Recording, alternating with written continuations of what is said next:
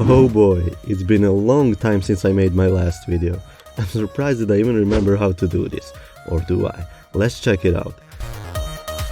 I want to get the most important questions out of the way first. Where was I? Oh man, it was a long journey, but I'll try to keep it short for this video. So basically a few events have happened in these 3 months. I have finished my graduate work for college. I've been designing models on Fiverr and reached the top of my niche. I decided to stop working on Polycalypse. I have a fully planned project. I will reveal more info at the end of the video. Stay tuned for that. Let's start with Polycalypse. I know how bad that sounds, but give me a minute to explain it. It's not going to be cancelled or anything. You'll be able to play the game for free. It's just that I will not work on it anymore, and the current version will be available for everyone. There are many reasons that led to this decision, but if I had to select one reason, that would be because I learned a lot during the process of making this game. I have made a lot of progress in the game dev sphere, not only programming, modeling and similar. I also learned more about project management, marketing and other stuff that is not directly related to making games. Polycalypse was never meant to be a game. This was just a prototype of a zombie dismemberment system that I posted on Reddit and people seemed to like it, and I decided to turn that prototype of a single mechanic into a game, without a real plan. That was the most important lesson that I've learned from Polycalypse. You need to have a project plan and scope, and do your best to stick to it. Otherwise you'll end up endlessly wandering without an exact goal, just like I did. That's why I have an exact plan for my next game, which I'll reveal to you gradually. Thank you so much for sticking with me for these past few years. I hope that you will understand my decision.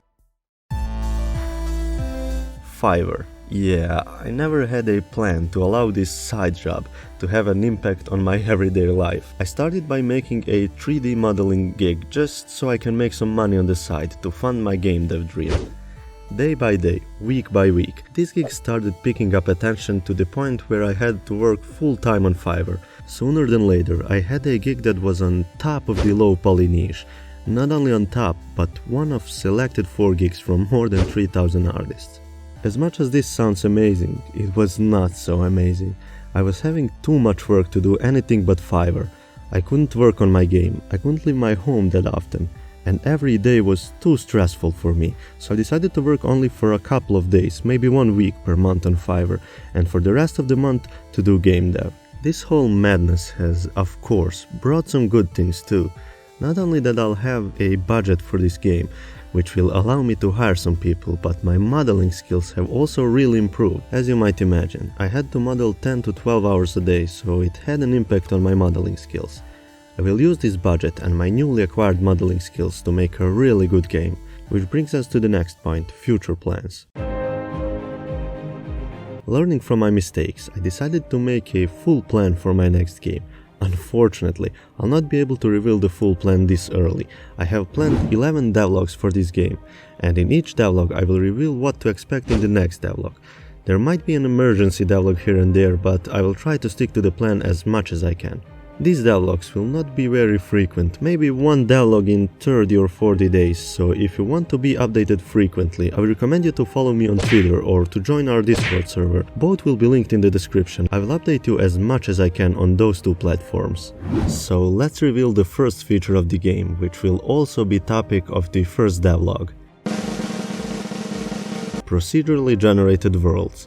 The terrain for this game will be inspired by Utah deserts, with small procedurally generated towns in the middle of the desert. These towns will be surrounded by randomly scattered patches of oil. Stay tuned for the next video to find out more about this new project. If you were waiting for Polycalypse, you can go and play it for free by the time I'm publishing this video.